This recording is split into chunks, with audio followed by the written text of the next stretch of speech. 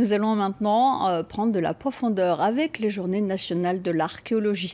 Au large de Saint-Malo, des vestiges d'épaves attendent les plongeurs. Un site archéologique reconstitué qui est unique en Bretagne et qui a été inauguré ce matin. Isabelle Rettig, Stéphane Seville. À Saint-Servant, juste en face de la tour Solidor, le rocher des Biseux. C'est dans cette zone délimitée par 3 bouées que le site archéologique a été reconstitué.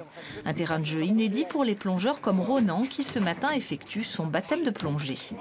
Dès qu'on va descendre, on va descendre sur un bout, qui va nous amener directement sur le site, sur les canons. Dès que tu me vois faire le site, tu te souviens, Valsalva, tu souffles et tu passes tes oreilles.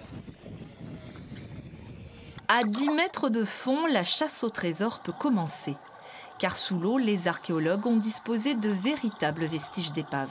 On a réimmergé 5 canons, donc des canons du XVIIIe siècle en fonte de fer. Et puis une ancre aussi, même période, XVIIIe siècle.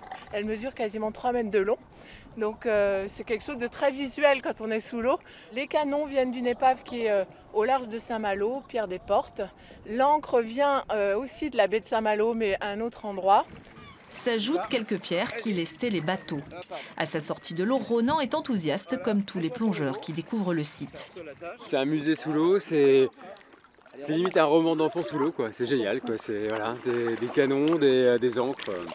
Vous pouvez les toucher, fabuleux. Ça donne envie de recommencer. Demain matin.